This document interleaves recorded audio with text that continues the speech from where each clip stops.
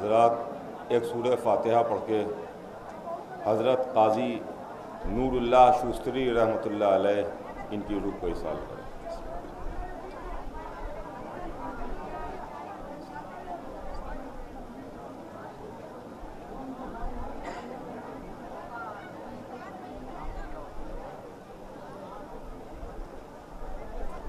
ایک اور سورہ فاتحہ پڑھ کے سرکار ناصر الملت، سرکار نصیر الملت، سرکار سعید الملت افتخار العلماء مولانا سعادت حسین خان صاحب اور خطیب الایمان مولانا طاہر جلولی صاحب ان کی روحوں کو ایصال کریں۔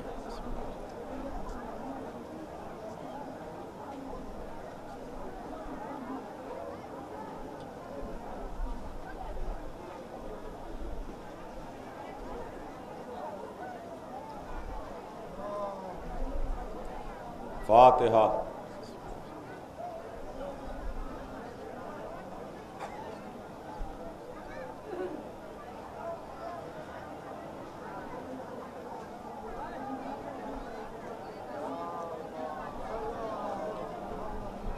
اعوذ باللہ السمیع العلیم من الشیطان اللعین الرجیم، بسم اللہ الرحمن الرحیم، الحمد للہ رب العالمین، والصلاة والسلام علی سیدنا و نبینا و شفیعنا بالقاسم محمد و آلہ الطیبین الطاہرین المعصومین، ولعنۃ اللہ علی اعدائہم اجمعین من یومنا ھذا الی یوم الدین۔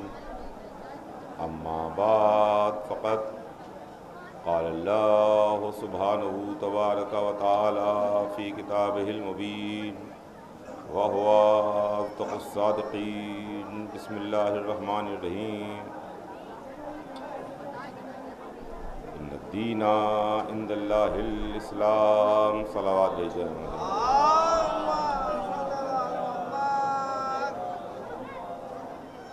خداوند عالم قرآن مجید میں ارشاد فرماتا ہے کہ یقیناً دین اللہ کے نزدیک اسلام ہے۔ اسلام ایک الہی پیغام ہے، اسلام ایک الہی میسج ہے، اسلام ایک قانون ہے، اسلام ایک دستور ہے جس کو اللہ نے ہماری ہدایت اور ہماری رہبری کے واسطے بھیجا تاکہ اس کے ذریعے سے ہماری ہدایت ہو سکے اور اس کے ذریعے سے ہماری رہبری ہو سکے، انسان ہدایت پا سکیں، بھٹکا ہوا انسان راہ راست پر آ جائے۔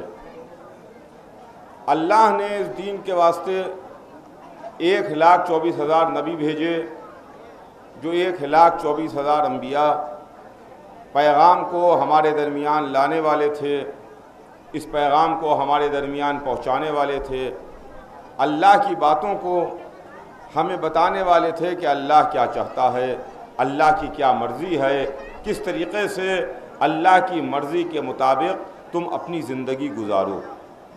1,24,000 میں عزیزان گرامی ہمیں نظر آیا کہ 313 بڑے نبی ہیں، 313 بڑے نبیوں میں 5 اولو العزم ہیں اور 5 اولو العزم میں ایک سب کے سردار ہیں۔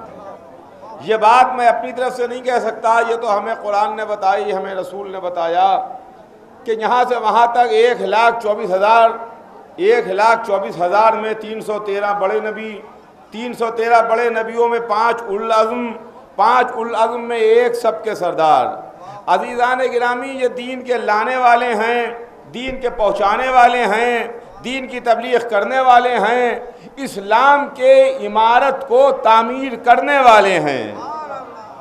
اس محل کی تعمیر کرنے والے 1,24,000 ہیں جس کا نام اسلام ہے، لیکن جب اس محل کی تعمیر ہو رہی ہے تو اس میں کچھ بڑے بھی ہیں، کچھ چھوٹے بھی ہیں، کچھ العزم بھی ہیں، ایک سب کا سردار بھی ہے۔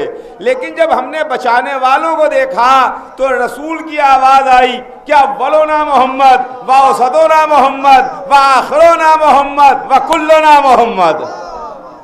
صلوات بھیج دے محمد آل محمد۔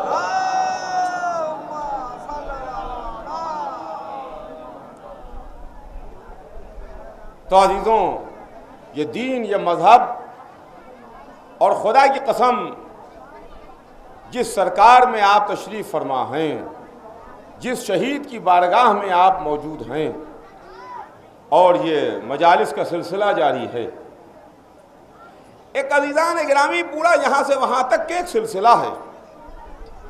ہمارا دین، ہمارا مذہب پورے ایک سلسلے کا نام ہے۔ ہم نے اپنا دین، اپنا مذہب اندھیرے سے نہیں لیا ہے، ہم غدیر کی بھری دوپہر سے اسلام لے کے آئے، اپنا دین لے کے آئے ہیں۔ ہمارے پاس کوئی معاملہ اندھیروں کا نہیں ہے، اس لیے کہ اندھیروں میں سارے کالے کرتوت ہوتے ہیں، سارے کالے کرتوت ہوتے ہیں۔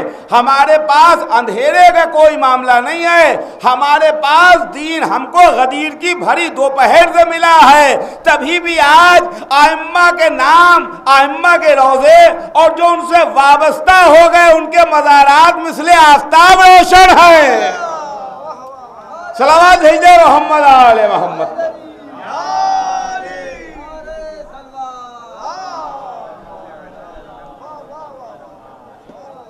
یہ پورا سلسلہ ہے۔ ان الدین عند اللہ الاسلام، یقیناً دین اللہ کے نزدیک اسلام ہے۔ یہ شہید کی بارگاہ ہے، یہ شہید کی بارگاہ میں ہم اور آپ حاضر ہیں، اور شہید جس کے متعلق قرآن مجید میں ارشاد ہوا کہ دیکھو ہرگز ہرگز یہ تصور نہ کرنا، یہ خیال نہ کرنا، تمہارے ذہنوں میں یہ خیال نہ آنے پائے کہ جو اللہ کی راہ میں قتل کر دیے گئے وہ مر گئے، مرے نہیں ہیں، زندہ ہیں۔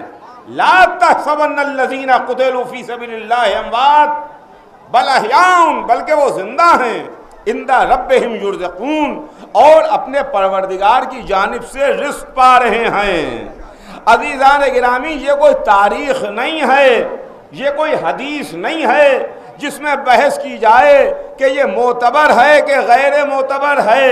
آپ کی کتاب میں ہے، ہماری کتاب میں ہے، آپ مانتے ہیں، ہم مانتے ہیں، اس میں کوئی بحث نہیں ہے۔ یہ قرآن ہے کہ شہید زندہ ہے، اپنی سرکار سے، اللہ کی سرکار سے رزق پا رہا ہے۔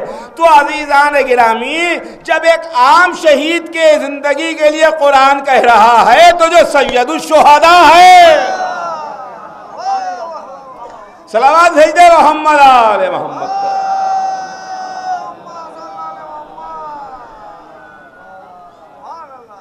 یہ سرکار، یہ بارگاہ، خدا کی قسم،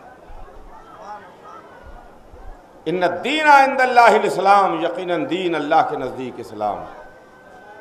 یہ مذہب، وہ دین، ان کا کہ صاحب ہماری سمجھ میں نہیں آتا اسلام کے بارے میں، ہماری عقل کام نہیں کرتی۔ ارے صاحب بہت سی چیزیں ہیں کہ صاحب ہماری سمجھ میں نہیں آتا۔ کچھ لوگ وہ ہیں کہ جو ہمارے ہر عمل پر اعتراض کرتے ہیں، ہمارے ہر عمل پر اعتراض کرتے ہیں، اور یہ کہتے ہیں کہ صاحب آپ نہیں مانتے، آپ نہیں مانتے، آپ ازواج کو اہل بیت میں نہیں مانتے، آپ اصحاب کو اہل بیت میں نہیں مانتے، آپ یہ نہیں کرتے، آپ وہ نہیں کرتے، آپ کے یہاں ایسا ہے، آپ اپنے اماموں کو معصوم مانتے ہیں، آپ ایسا ایسا مانتے ہیں کہ وہ بارگاہ قدس سے اللہ کی سرکار سے علم لے کر کے آئے ہیں، آپ ایسا کرتے ہیں۔ تو سارے اعتراضات، سارے معاملات، ساری تنقیدیں، ساری فائرنگ ہمارے اوپر ہوتی ہے کہ آپ ایسا کرتے ہیں، آپ ایسا کرتے ہیں، آپ یہ نہیں کرتے۔ تو چلیے ایک طرف ہمارے اوپر کفر کا فتویٰ بھی دیا جاتا ہے، دوسری طرف ہماری ہر حقل و حرکت کے اوپر نظر رکھی جا رہی ہے۔ کہ آپ یہ نہیں کرتے. معلوم یہ ہوا کہ جو ہم کرتے ہیں وہی اسلام ہے. صلوات بھیج دے محمد آل محمد. آپ یہ نہیں کرتے.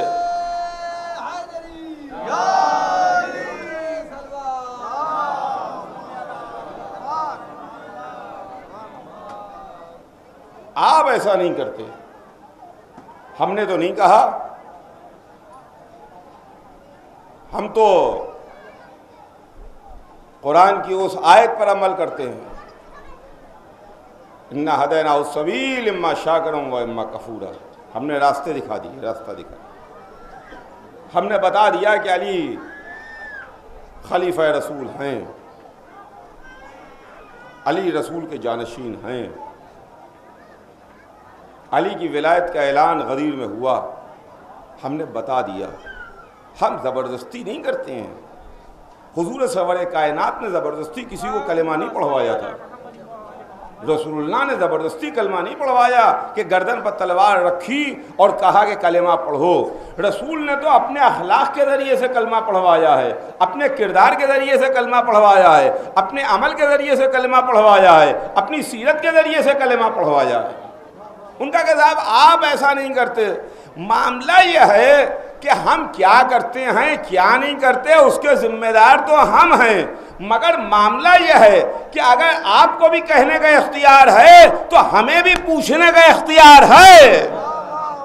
توجہ چاہوں گا دینان گرامی، ہمیں بھی پوچھنے کا اختیار ہے کہ ہم ضرور پوچھ سکتے ہیں، اس لیے کہ ہم آزاد ملک میں رہتے ہیں. ہم آزاد ملک میں ہیں، ہمیں پوچھنے کا اختیار ہے. ہم پوچھ سکتے ہیں کہ جناب آپ 1,24,000 کو مانتے ہیں.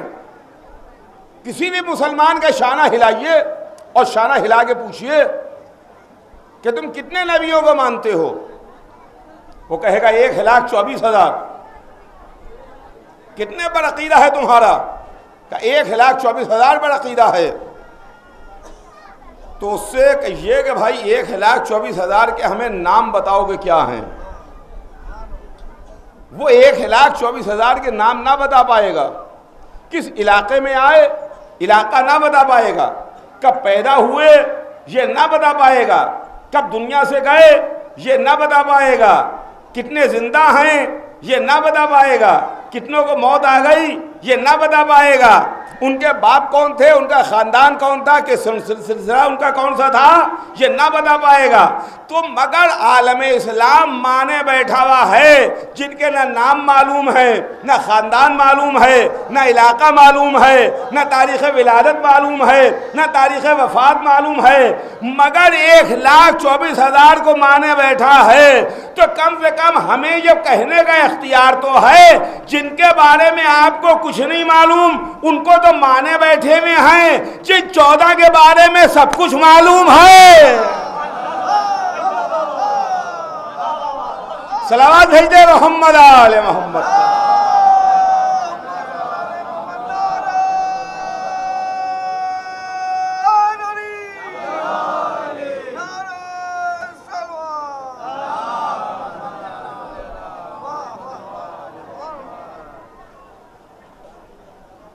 جن کے نام بھی معلوم، پتے بھی معلوم، تاریخ ولادت بھی معلوم، تاریخ شہادت بھی معلوم، کتنے شہید کر دیے گئے یہ بھی معلوم، کون زندہ ہے یہ بھی معلوم، سب کچھ معلوم ہے. کہ صاحب آپ ازواج کو نہیں مانتے اہل بیت میں، اصحاب کو اہل بیت میں نہیں مانتے. ارے ہم کیا کریں، ہمارا کام پہچانیے تو ہے کیا، ہم ہیں کون. انسان کو کم سے کم اپنے بارے میں پہلے معلوم ہونا چاہیے کہ اس کی حیثیت کیا ہے. اس کی حیثیت کیا ہے.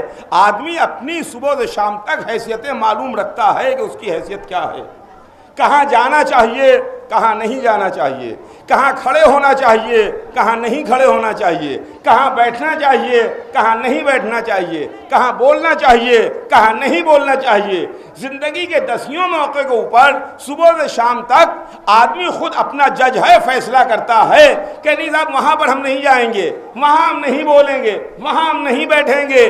یعنی آپ کو اپنی حیثیت معلوم ہے، مگر مذہب کے معاملے میں اتنے بڑے ٹھیکیدار ہیں کہ ہر معاملے میں بول رہے ہیں، ہر معاملے میں۔ ان کا کہ صاحب آپ ان کو نہیں مانتے، اصحاب کو اہل بیت میں نہیں مانتے، آپ ازواج کو اہل بیت میں نہیں مانتے، اب آپ منزل تو اپنی پہچانیے کہ آپ ہیں کون۔ آپ بنانے والے نہیں ہیں، ماننے والے ہیں۔ صلوات بھیجے محمد آل محمد۔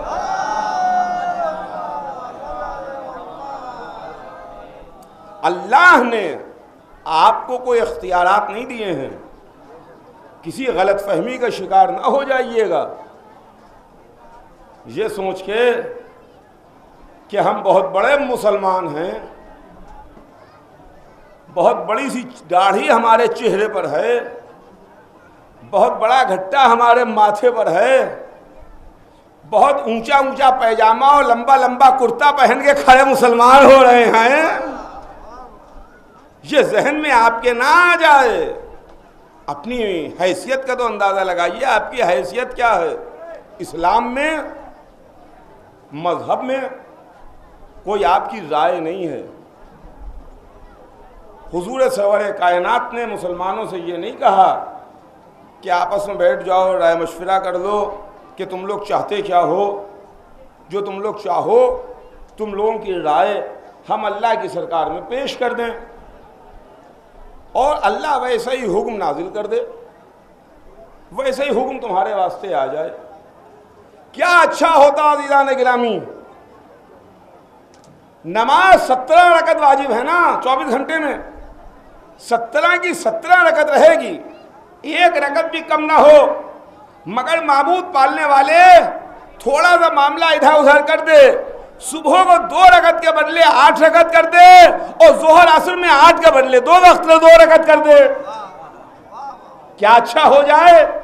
دوپہر میں کام کاج بھی ہے، دوپہر میں مصروفیت بھی ہے، دوپہر میں کاروبار بھی ہے، دوپہر میں ملازمت کے سلسلے میں دفتر بھی ہے، اس موقع کو بس جلدی سے 2 رکعت ہم نماز ادا کر لیں اور صبح کو جب فریش اٹھتے ہیں، بالکل تازہ تازہ اٹھتے ہیں، اس موقع پر 8 رکعت پڑھ لیں گے۔ جب ہم جوڑیں گے صبح سے شام تک کی نماز تو ٹوٹل وہی 17 رکعت آئے گا، ٹوٹل 17 رکعت آئے گا۔ کیا ایسا ممکن ہوا؟ کیا کیسی بات کر رہے ہیں آپ، دماغ خراب ہوا ہے؟ ایسا آپ نے سوچ لیا اور عمل کر لیا تو دائرہ اسلام سے خارج ہو جائیے گا، مسلمان نہ رہیے گا۔ رمضان تیز گرمیوں میں ہے، آ رہا ہے۔ پالنے والے معبود ہم روزے رکھیں گے، پورے روزے رکھیں گے، ایک روزہ بھی ہمارا قضا نہیں ہوگا، مگر تیز گرمیوں میں نہیں ہونا چاہیے، تیز گرمیوں میں روزہ نہیں ہوگا۔ جب دن چھوٹا ہوتا ہے، ٹھنڈک کا موسم ہوتا ہے، اس موقع پر رہے، تجھے روزہ چاہیے ہے نا کہ ہم کچھ نہ کھائیں پئیں، ہم روزے سے رہیں۔ اب اس میں کون سی بحث ہے کہ تیز گرمی ہے، لو چل رہی ہے، پیاس لگی ہوئی ہے، حالت خراب ہو رہی ہے، پسینہ بہہ رہا ہے اور ہم روزے سے ہیں۔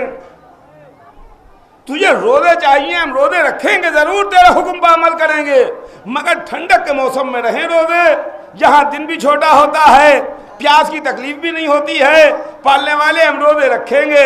کیا کیسی بات کر رہے ہو، کیسی بات کر رہے ہو؟ اما تم ہو اس سلسلے میں جب معصوم ملائکہ کی نہ سنی گئی۔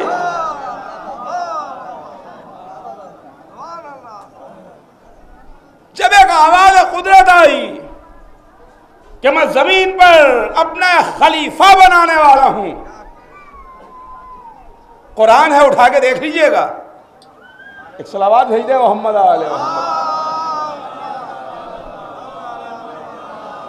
ایک اور صلوات بھیج دے محمد آل محمد۔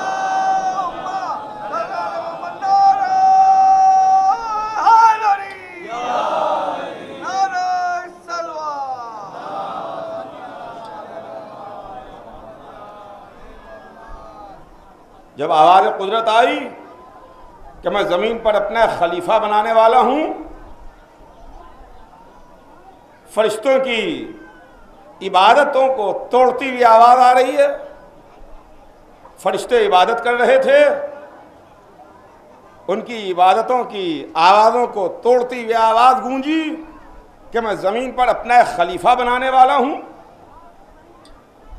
تو دوسری آواز کیا آئی کہ زمین پر ایسے کو بنائے گا جو فساد و خوریزی برپا کریں، ہم میں سے بنا دے، ہم تیری تسبیح و تقدیس کرتے ہیں، ہم تیری عبادت کرتے ہیں، ہم میں سے بنا دے۔ تو کیا اللہ نے ان کی رائے پر عمل کیا؟ معصوم ملک تھے، عبادت کر رہے تھے، اللہ کی عبادت کر رہے تھے، کیا ان کی رائے پر عمل ہوا؟ کہا نہیں، ان کی رائے پر عمل نہیں ہوا، ان کو تو ڈانٹ دیا گیا، انہیں ڈانٹ کے چپ کرا دیا گیا کہ سب خاموش ہو جائیں، جو میں جانتا ہوں وہ کوئی نہیں جانتا۔ اما جب معصوم ملائکہ کی نہ سنی گئی تو خاطی انسانوں کی کیا سنی جائے گی؟ صلوات بھیج دے محمد آل محمد۔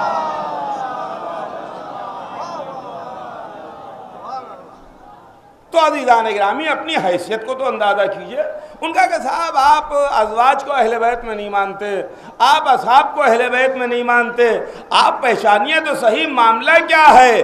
اہل بیت رسول کے اہل بیت، ہمیں اختیار نہیں ہے کہ ہم بتائیں کہ رسول کے اہل بیت میں کون ہے کون نہیں ہے۔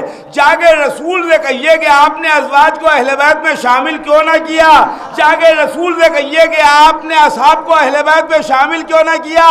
وقت کا میں جو آپ کی خدمت میں تفصیل سے عرض کروں، ہاں آپ کو اشارہ کر دوں کہ جب رسول زیر کسا آئے اور پنجتن چادر میں آ گئے تو ایک بی بی نے چادر کا کونا الٹ کے کہا تھا کہ رسول اللہ میں بھی داخل ہو جاؤں،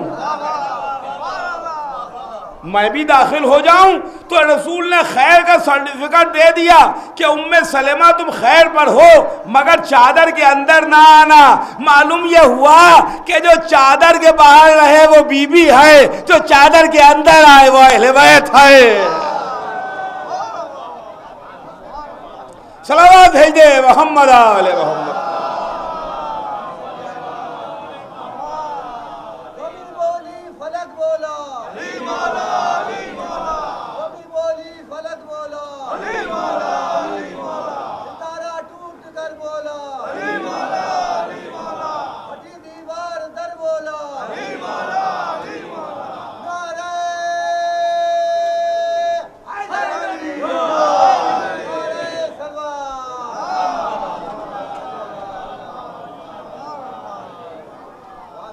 حضور سرور کائنات نے دو موقعوں پر امت کو بتایا۔ ایک تو وہی واقعہ ہے جو آپ حدیث کسا میں پڑھتے ہیں، جب پنجتن زیر کسا آئے، علی ہیں، فاطمہ ہیں، حسن حسین ہیں، سرکار رسالت ہیں، جناب فاطمہ زہرا معصومہ کونین، تو رسول نے دعا کے واسطے ہاتھوں کو بلند کیا اور فرمایا پالنے والے گواہ رہنا یہ میرے اہل بیت ہیں۔ اللہ کو گواہ کیا کہ یہ میرے اہل بیت ہیں۔ لیکن اس موقع پر ایک بی بی کے دل میں خواہش پیدا ہوئی تھی، خیر کا سرٹیفکیٹ دے کے ان کو الگ کر دیا، اور وہ بھی خدا کی قسم، یہ بھی رسول اللہ نے اس بی بی کو خیر کا سرٹیفکیٹ دیا، اس واسطے خیر کا سرٹیفکیٹ عطا ہوا۔ ہر بی بی کو خیر کا سرٹیفکیٹ نہیں عطا ہوا، ہر زوجہ کو خیر کا سرٹیفکیٹ نہیں ملا۔ جو اہل بیت کی چاہنے والی ہے اسے خیر کا سرٹیفکیٹ ملے گا، جو اہل بیت کے مقابلے پر آنے والی ہے لعنت کا طوق ملے گا۔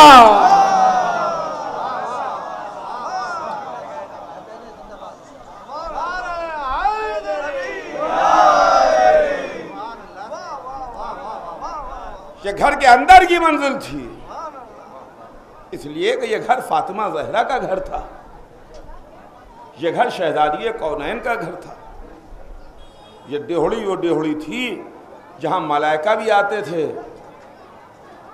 تو پہلے سلام کرتے تھے، اجازت لیتے تھے، جہاں ملک الموت بھی آتا تھا تو پہلے اجازت لیتا تھا پھر داخل ہوتا تھا۔ انتہا یہ ہے کہ جوڑی پر سرکار رسالت بھی تشریف لاتے تھے تو پہلے سلام کرتے تھے، اجازت لیتے تھے، اس کے بعد تشریف لے سلاوات بھیجنا ہوگا، ایک سلاوات بھیجنا ہوگا۔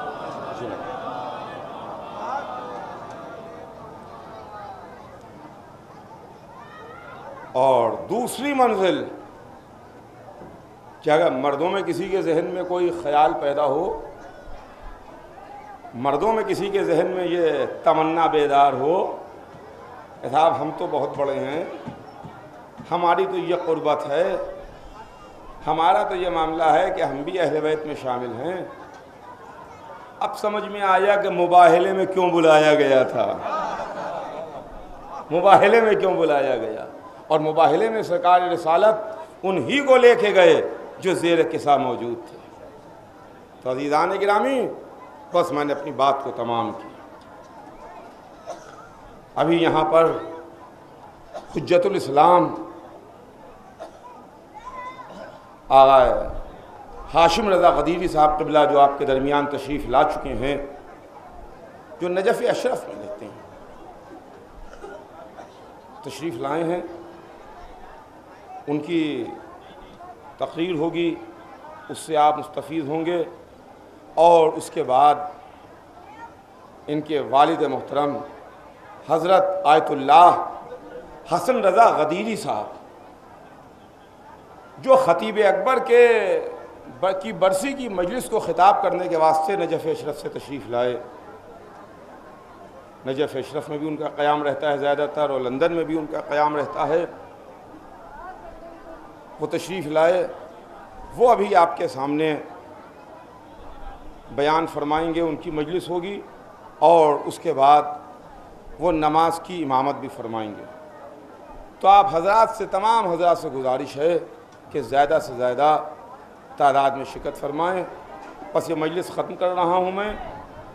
حضرت حجت الاسلام ہاشم رضا غدیری صاحب قبلہ ابھی آپ کے درمیان ہوں گے۔ بس میری بات تمام ہے عزیزان گرامی کہ یہ شہید کی بارگاہ ہے، شہید کا مزار ہے۔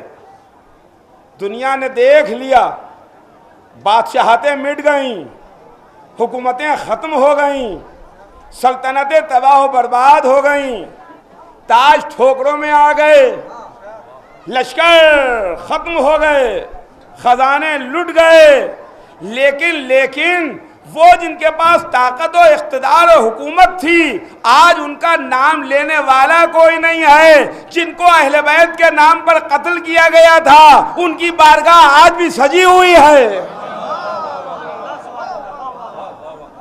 ان کی بارگاہ ایک کتاب کے سلسلے میں دفاع حق اہل بیت کے واسطے کتاب لکھی۔ علامہ ہلی نے ایک کتاب لکھی تھی حق اہل بیت کے واسطے، اس کے دفاع کے واسطے، ولایت کے اوپر، جس کا نام منہاج الصدق۔ علامہ ہلی نے کتاب لکھی جس میں مولا علی کی خلافت اور ان کی ولایت کو ثابت کیا کہ یہ خلیفہ بلا فصل ہیں، خلیفہ برحق ہیں۔ علامہ ہلی نے اس کو تحریر کیا۔ ایک ظالم دشمن اہل بیت، اس نے اس کا جواب لکھا اور غلط طریقے سے اس کو معاملات کو توڑنے کی کوشش کی۔ فاضل ابن روزبہان، اس نے علامہ ہلی کی منہاج الصدق کا جواب لکھا، غلط طریقے سے اس کو، جیسے جھوٹ کے اوپر کوئی عمارت بنائی جاتی ہے، جیسے اندھیروں میں کوئی معاملات طے کیے جاتے ہیں، اس لیے کہ ان کے سلسلے اندھیروں سے ملے ہیں، روشنیوں سے نہیں ملے ہیں۔ اس نے کتاب لکھی، اس کا نام لکھا ابطال باطل۔ یہ دو کتابیں، منہاج الصدق، اس کا جواب، اس کے مقابلے پر اس کی کتاب لکھی گئی، فاضل ابن رزبہان نے لکھی، خدا لعنت کرے اس پر، ابطال باطل۔ حضرت نور اللہ شوستری رحمت اللہ علیہ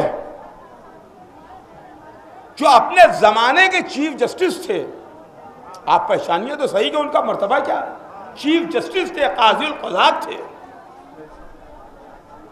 انہوں نے اس کا جواب لکھا، اس کو صحیح ثابت کیا علامہ ہلی کی کتاب کو، اور اس کی رد لکھی ابطال باطل کی۔ یہ ایک کتاب نہیں ہے احقاق الحق، حضرات علماء تشریف فرمائیں، آپ ان سے پوچھیں یہ بتائیں گے آپ کو، یہ ایک کتاب نہیں ہے، کتاب ہمیشہ لکھنے والا ایک کتاب لکھتا ہے، یہ بیک وقت ایک وقت میں 3 کتابیں ہیں ایک کتاب کے اندر، سنیے گا، ایک کتاب کے اندر 3 کتابیں ہیں۔ پہلے قاضی نور اللہ نے وہ عبارت تحریر کی جو علامہ ہلی نے لکھی، اس کے بعد اس کی جو رد لکھی فاضل ابن روزبہان نے اس کو تحریر کیا، یہ دوسری کتاب، ایک ہی کتاب میں یہ دوسری کتاب، اور اس کے بعد قاضی نور اللہ نے علامہ ہلی کی باتوں کو صحیح قرار دیا دلائل کے ساتھ، فاضل ابن روزبہان کی کتاب کو غلط قرار دیا، اور اس بات کو ثابت کیا کہ جو علامہ ہلی نے لکھا وہ صحیح لکھا، جو فاضل نے لکھا وہ غلط لکھا۔ اس طریقے سے یہ کتاب مرتب ہوئی، ایک کتاب نہیں ہے، ایک کتاب میں 3 کتابیں، اور اس کا نام رکھا احقاق الحق، اور ہمائیے گا احقاق الحق۔ لیکن وہ دور طباعت کا نہیں تھا، چھپائی کا نہیں تھا، چھاپے خانے نہیں تھے، ہاتھ سے لکھی جاتی تھی۔ دشمن نے قاضی نور اللہ کے پاس اپنا ایک جاسوس ان کے شاگرد کے طور پر لگا دیا تھا، اور کیجئے گا، اپنا ایک جاسوس ان کے شاگرد کے طور پر لگا دیا تھا کہ جو بھی یہ لکھیں اس کی تم کاپی کرتے رہنا، اس کو لکھتے رہنا۔ جو بھی قاضی لکھتے تھے یہ لکھا کرتا تھا ان کا یہ شاگرد، جو ظاہری طور کے اوپر قاضی کے ساتھ تھا لیکن بباطن وہ دشمن کا آدمی تھا۔ اس نے ایک وقت میں 2 کتابوں کو تیار کیا، ایک اپنے واسطے، ایک سرکار قاضی نور اللہ کے واسطے وہ کتاب، اور جو اس نے چپکے سے کتاب اپنی تحریر کی، اس کی کاپی کی، اس کتاب کو لے جا کے بادشاہ کے دربار میں پیش کیا، کہا کہ دیکھو یہ تم ان کو اپنا آدمی کہہ رہے ہو، اس کو اس عہدے پر بیٹھائے ہوئے ہو، قاضی القضاء ہیں، چیف جسٹس ہیں، یہ تو یہ ہیں کہ ایک مرتبہ حکم ہوا کہ ان کو خاردار کوڑے مارے جائیں، خاردار کوڑوں سے اذیت دی جائے اور اس طریقے سے ان کو ختم کیا جائے۔ لوگ قاضی نور اللہ کی خدمت میں آئے اور انہوں نے کہا کہ آپ اس کتاب کا انکار کر دیجئے، آپ انکار کر دیجئے اس کتاب کا، کہ یہ کتاب آپ نے نہیں تحریر فرمائی ہے اور آپ کی جان بچ جائے گی۔ کیا کہنا علماء حق کا، جن پر سینکڑوں درود اور سلام، جنہوں نے حق کے معاملے میں کبھی کوئی کمپرومائز نہیں کیا، موت کو گلے لگانا گوارا کیا ہے مگر دشمن سے کوئی کمپرومائز نہیں کیا۔ سنیے گا عزیزان گرامی، کہا آپ کی جان بچ جائے گی، تو انہوں نے فرمایا کہ بے شک چند دن کے واسطے مگر ایک دن موت تو آئے گی، میں اس کو یہ انکار نہیں کروں گا۔ اور دوسرے میرے جیسے آدمی کے واسطے، کہنے والے نے کہا کہ آپ کے مذہب میں تو تقیہ ہے، آپ کے مذہب میں تقیہ ہے، کہ مگر میرے جیسے عالم کے واسطے تقیہ جائز نہیں ہے جس سے مذہب کو نقصان پہنچ جائے۔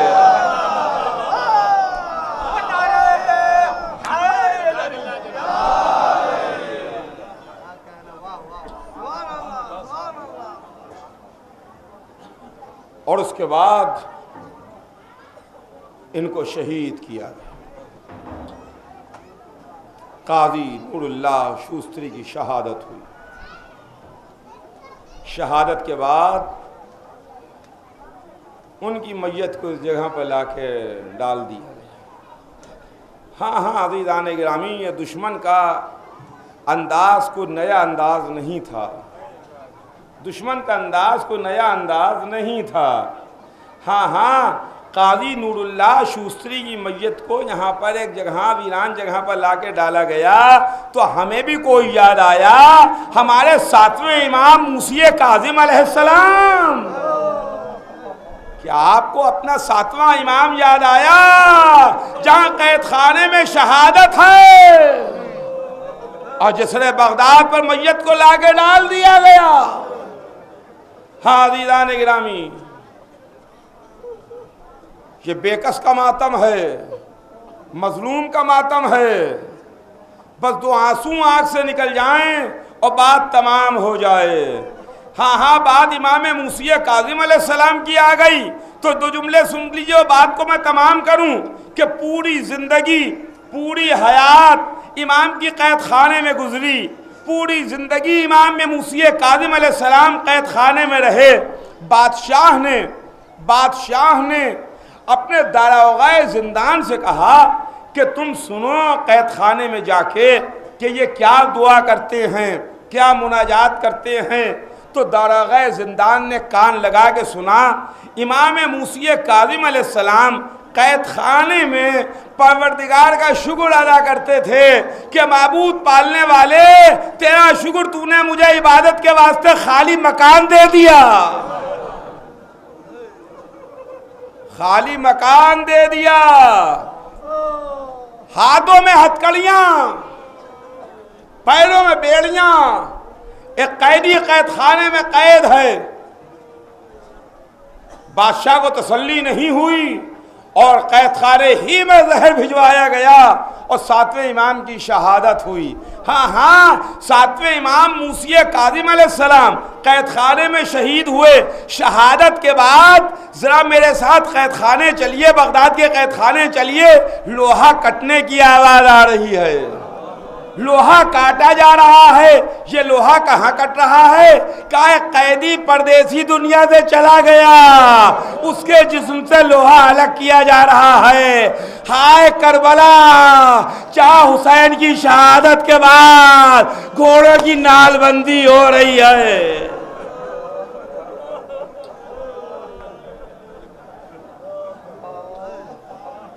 میت کو بغداد کے پل پر لا کے رکھا گیا۔ ادھر سے ایک شخص سلیمان نامی گزر رہے تھے، انہوں نے دیکھا کہ موسی بن جعفر کا جنازہ اس طریقے سے پڑا ہوا ہے۔ جلدی سے وہ اپنے قبیلے میں گئے، قبیلے والوں کو بلایا، لے کے آئے، امام کی میت کو اٹھایا، امام کی میت اٹھی۔ میں کہوں گا کوئی سلیمان بغداد میں آ گیا، مگر ارے کوئی سلیمان کربلا میں آ جاتا۔ ایک پردیسی کا جنازہ، حسین کی میت، بنی ہاشم بچوں آؤ، حسین کا جنازہ پڑا ہے۔ واہ حسینہ واہ مظلوم۔